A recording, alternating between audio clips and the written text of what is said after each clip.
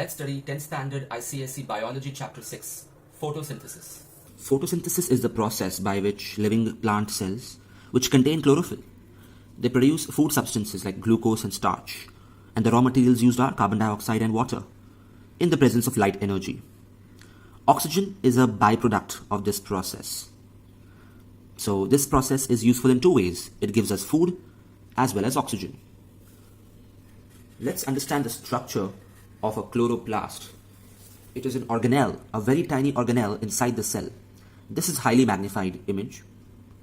Now, if you look at a section, a slice of a chloroplast, we will notice that it is double membraned and it has some flattened sacs which are called thylakoids, like a flats of a building. And that entire building, the stack, is called a granum. That is a pile of thylakoids. There are connections between the grana, and those connections are called frets. The background fluid filling the whole chloroplast is called stroma. This is different from stoma. Stoma is the stomata. Now, in the walls of these thylakoids, we have certain pigments which are called chlorophyll, which are of 9 types, but the most common are chlorophyll A and chlorophyll B. Chlorophyll absorbs light at both the ends of the visible spectrum, that is blue as well as red. It reflects green color, however. That is why the leaves look green. Chlorophyll is produced in the cell in the presence of sunlight. But at the same time, too much of sunlight will disintegrate chlorophyll as well, which is quite ironical. Next, let's study the regulation of the stomatal opening for letting in carbon dioxide during the day. So during the day, the guard cells become turgid and they become erect, due to which the stomata open up. You can see here the guard cell's outer wall, and this is the inner wall. This is the stomatal pore, various tiny noses of the leaves and the plant. It is surrounded by epidermal cells, and when it is closed, it looks like this. Usually this happens at night because photosynthesis can't happen at night. But how is this mechanism controlled? Well, there are two theories. An old theory called the glucose concentration theory states that during the day, the guard cells which have chlorophyll, which have chloroplasts, they also do photosynthesis, so they produce sugar, so their concentration increases. So comparatively, they are now surrounded by a hypotonic environment. This results in endosmosis. So when endosmosis takes place, water enters inside the guard cells and the guard cells become turgid, due to which they become upright and the stomatal pore is opened. At night, in the absence of light, photosynthesis stops, so the concentration of glucose inside decreases. Comparatively now, it is surrounded by hypertonic an environment. So exosmosis takes place, the cells, the guard cells become flaccid and then they close the stomatal pore. But there is a modern theory called potassium ion concentration theory, which modifies the mechanism. As per this theory, during the day photosynthesis takes place, and in that process, energy is also stored in the form of ATP. Yes, and this energy of ATP is used to pump in potassium ions inside the guard cells. So that is an active transport. Energy is spent in this process, due to which the concentration inside the guard cells increases. It's surrounded now by a hypotonic environment. Endosmosis takes place, it becomes turgid, and it opens the stomata. And at night, when photosynthesis stops, the potassium ions diffuse out so that the concentration of the guard cells decreases. Exosmosis takes place, it becomes flaccid and closes the stomata. Now let's understand the process of photosynthesis in detail. Overall, we know that the process is sunlight is captured by the mesophyll cells, which are both the palisade cells as well as the spongy cells. Spongy cells are those which have a lot of air spaces in between, called intercellular spaces. Water is absorbed by the xylem, by the roots, and transported by the xylem. Carbon dioxide is taken in as a part of air which enters through the stomata and it spreads through diffusion to all the cells. And the overall reaction is this. Notice how we have water on LHS, RHS both. Because the entire water is used up, it is split, and new water molecules are created. So for every mole of glucose, 6 moles of carbon dioxide and 12 moles of water are required. Of course, this can happen only in the presence of light energy and chlorophyll. But this is just a simplified summary reaction. The actual process is very complicated, but we are going to study the main parts of it. You may divide this entire process into 2 sections, light dependent reaction and light independent reaction. It will not be correct to say that this is the light reaction and this is the dark reaction. Yes, this part of the reaction can happen in darkness as well. But if you call it dark reaction, it is a misnomer, because then you may feel that this happens only in dark. Whereas the truth is that these reactions happen almost simultaneously. It's just that this part of the reaction requires light energy and this one does not. So whether it is light or dark, it doesn't matter. But in practice, mostly they happen simultaneously. Now this part of the reaction is also called the photochemical phase, and this is called the biochemical phase. It is also called the Calvin cycle, the light independent reactions, that is. Another difference is that this takes place in the thylakoids. You know, those stacks of the grana in the chloroplast. And this part of the reaction takes place in the stroma, that is the matrix, the entire ground fluid inside the chloroplast. So let's start with the LHS. First step is photolysis. Photo means light and lysis means splitting.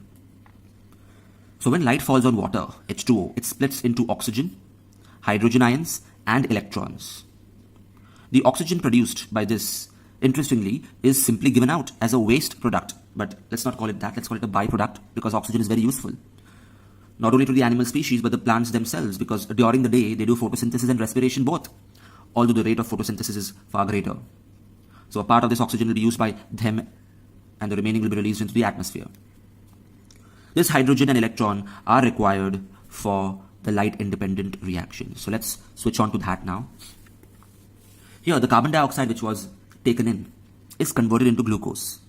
That is, the CO2 becomes C6H12O6. Since hydrogen is being added here, it's called reduction. But the addition of hydrogen is not so straightforward. From where will the hydrogen come? Obviously from here.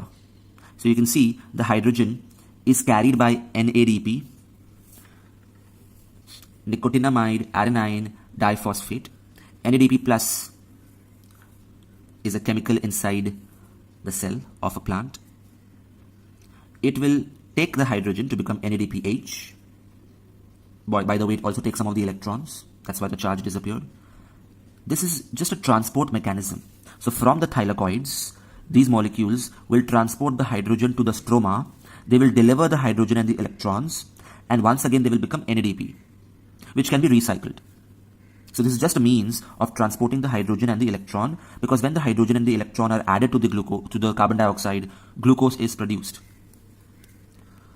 There are I have completed the flow chart, which may not be complete in your book, so please do the necessary changes. Look at the I out here, ATP out here. Look very carefully everywhere and complete all the things which I am pointing out. Not only that, we need even more electrons, because electrons have a lot of energy. This energy came from light, by the way. And only in the presence of the light energy will this reduction reaction take place. So some electrons were carried by NADPH. The remaining are carried by ATP. Yes, that's how ATP gets its energy. So in the cell, there is already ADP, adenoside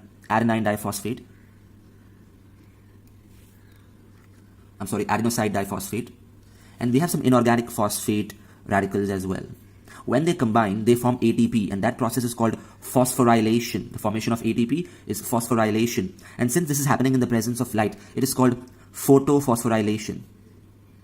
But addition of ADP and P requires energy, which comes from this activated electron. So now if we have ATP, it is full of energy. It is the energy currency of the cell, thanks to this energy-rich electron coming in. Then this ATP splits once again into ADP and the phosphate and the electrons and transports this energy-rich electron to the process of converting carbon dioxide into glucose. That was the whole reason why this ATP was formed. It was just a carrier of the energy-rich electron from the thylakoid to the stroma. So make sure you practice this entire flow chart. It's double ticked. So, and also read the entire textbook. Here the step 1 is activation of chlorophyll by light particles, if you can call them particles. They are called photons, the smallest packet of light energy. In the presence of photons, water splits into hydrogen, electrons and oxygen. That's what I said earlier. Also look at these reactions which I've already explained. Now what is interesting is, in this process, the oxygen which is given out is not coming from carbon dioxide, it is coming from water. Whereas the oxygen and carbon of the glucose is coming from carbon dioxide. Make sure you add the electron out here in this equation. Now the glucose that is prepared is immediately converted in the leaf as starch, temporarily. And at night, when the photosynthesis process slows down or stops, at that time this starch is once again converted into a soluble sugar like sucrose, and it is transported by the phloem to the various storage organs of the plant like the root, the stem, the tubers, etc., the fruits. And there again these sugars may be converted into various other carbohydrates like starch once again, etc. Next, adaptations to perform photosynthesis. The surface area of a leaf is large so that it can capture maximum light and maximum photosynthesis can take place. Yes, some plants have narrow leaves, but that's because they want to minimize transpiration, example oleander and pine. The leaf arrangement, in a plant, the leaves are always at such an angle such that maximum sunlight falls on them. Next, cuticle and the upper epidermis. These are transparent and waterproof so that light is allowed to enter inside, but water vapor hardly is able to escape. They have numerous stomata because more the number of stomata, more rapidly can they exchange oxygen and carbon dioxide. By the way, in dicots, number of stomata are higher at the lower surface to prevent excessive transpiration. Thinness of the leaves are very thin so that diffusion of substances is very fast inside it. Chloroplasts are concentrated on the upper layers of the leaf. That is why the upper layers are dark green compared to the lower layers of the leaf. And they have an extensive vein system. The leaf has veins inside extensively so that the water and other substances can be transported rapidly to various cells. So what are the end products of photosynthesis? Glucose, water and oxygen. Yes, all the water taken in was split up. And finally, during the reduction reaction, some water is also produced, which is not shown here. This water can be reused by the plant or transpired. And the transportation of this food to various parts of the body is called translocation. Now let's study the factors affecting photosynthesis. First of all, light intensity. Now it's common sense that more intense the light, more will be the rate of photosynthesis, but there is a limitation. Because the availability of carbon dioxide also matters. You see, at say 0.02% concentration of carbon dioxide in the air, the rate of photosynthesis will increase with the increase in intensity of sunlight or light. But after a certain limit, it becomes a flat curve because it can't increase anymore. No matter how bright the light is, it can't do more photosynthesis because the raw material, that is carbon dioxide itself, is limited. So now if you increase the carbon dioxide concentration as well as increase the intensity of sunlight, then together it will lead to an increase in rate of photosynthesis, but again up to a certain limit. So both these factors go hand in hand. The next factor is the temperature. Optimum temperature is around 35 degrees Celsius because enzymes work best at this temperature. Above 40 degrees Celsius, photosynthesis will stop because enzymes are destroyed. They are proteins after all. Otherwise, whenever there is an increase of 10 degrees Celsius in the temperature, let's say 25 to 35 or 26 to 36, the rate of photosynthesis doubles. Next, it also depends on water content. If there is a scarcity of water, obviously the rate of photosynthesis will decrease because water is a raw material required for it. Now some internal factors. Chlorophyll, if there are some nutritional deficiencies because of which chlorophyll is less, then photosynthesis will also be reduced. even the protoplasm, that is all the living substance inside a cell, the cytoplasm and all the organelles, if it dries up, if it undergoes dehydration because of less water, or if too much sugar has been already accumulated in the cells, then automatically the rate of photosynthesis will decrease. The structure of the leaf also matters. If the cuticle is very thick or stomata are very less, or the leaf size is very small, all of this will decrease the rate of photosynthesis. Now some experiments on photosynthesis. Experiment 1, to show that chlorophyll is necessary for photosynthesis. So how do we prove that chlorophyll is necessary for photosynthesis?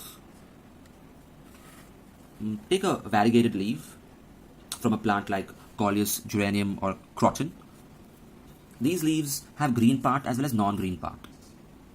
So step 1 is to de-starch the leaves. Remember that. Step 1 is to de-starch the leaf. De-starching means just keep it in darkness for 48 hours so that whatever starch was already stored in it is utilized or transported to the storage organ of the plant. Otherwise, it will give us a false test of starch.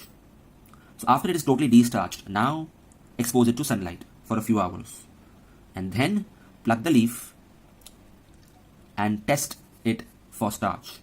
Make sure you first of all mark an outline to separate the green areas from the non-green areas. Now you will notice that the areas which were earlier green and now they will become transparent during the testing of starch.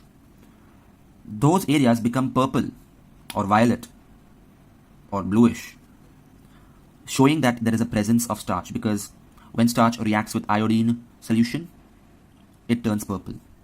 But whichever areas were non-green, that means they did not have chloroplasts to begin with, they don't change their color. They just become brown, which is the color of iodine solution. This clearly proves that chlorophyll or chloroplast is necessary for photosynthesis. But how to do this iodine test? We need to understand that mechanism as well. It is a 4-step process. By the way, iodine solution has iodine as well as potassium iodide, and its property is to react with starch to give a violet color. So, starch test, also called iodine test. How to do that? Step number 1, dip the leaf in boiling water for a minute to kill the cells, to prevent photosynthesis and translocation to happen. So remember, in this experiment, the first thing you did was de-starching, then you performed the experiment, that is exposed it to the sunlight, and then you are doing the test for starch. So understand the chronology of the events here. And before doing the test for starch, you have to pluck the leaf. Don't pluck it from in the beginning of the experiment itself, otherwise how will it do photosynthesis if it is not attached to the xylem of the tree? So the first step is dip the leaf cells and kill them. Second, boil the leaf in methylated spirit, which is a mixture of alcohols. But don't heat it directly because, methanol is very explosive. It's a fuel. Rather, heat it inside boiling water. So we are heating it indirectly. This way, all the chlorophyll will be removed because methanol dissolves chlorophyll pigment. So the leaf will actually become almost transparent now. But thanks to the markings which we had done, we will still be able to see the part which was earlier green and the part which was non-green. However, by doing this heating, the leaf has become hard and brittle. So once again, dip it in hot water or warm water to soften it.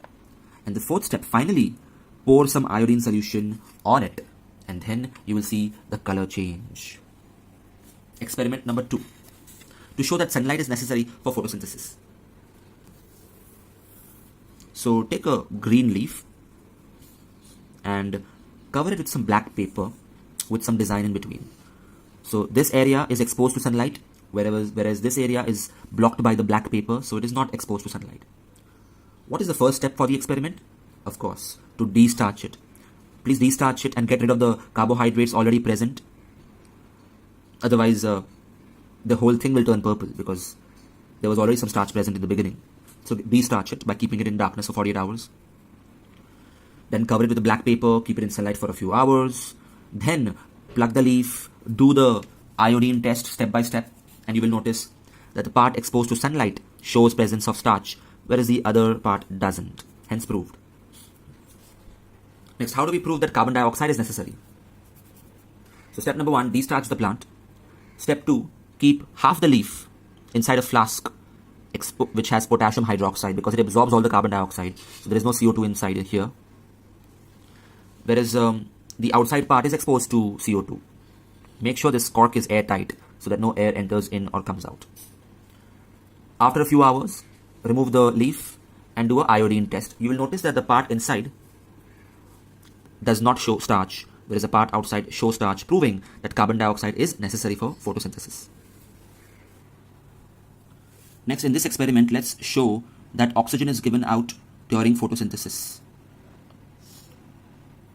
Take an aquatic plant like hydrilla plant and arrange the experimental setup like this, all the apparatuses. Make sure that the tip of this funnel is below the water level. You will see some bubbles coming out and a gas accumulated on top by downward displacement of water.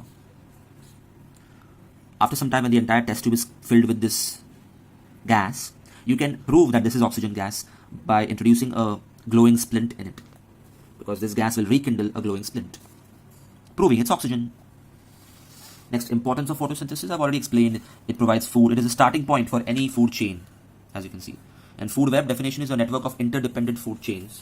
You can see that an animal doesn't eat one particular food only. It may have multiple sources of food, which is good, because if, suppose, say, grasshoppers become extinct, then the hawk won't die of starvation because it can get food from other sources as well. Any food chain has many trophic levels, like producers, primary consumers, which are herbivores, secondary consumers, which are carnivores or even omnivores, and tertiary consumers, which are called the top carnivores. And of course, when they die, all of them are decomposed by the decomposers, like fungi and bacteria, so that the nutrients go back into the soil and the cycle can continue once again. The second importance is, of course, it provides oxygen. Now let's study the carbon cycle, which needs to be practiced, the diagram. Let's start with CO2 and air. Due to photosynthesis, the CO2 is converted into starch in the producers, which are then eaten by the consumers and then by decomposers. All of them do respiration, or maybe they decay when they die, or sometimes they are burnt as well. These processes give out CO2 back into the atmosphere. Sometimes they get fossilized to form fossil fuels, or even limestone. And when the fossil fuels are burnt, CO2 is given out. And when the limestone is heated in the kilns, the heating factories to make bricks, cement, etc., then also carbon dioxide is released and the cycle goes on. Hi students, this is AJ sir. If you like this video, press the like button. If you would like to enroll for my online test series or online lectures, email me or message me on Instagram. Check the description for more information.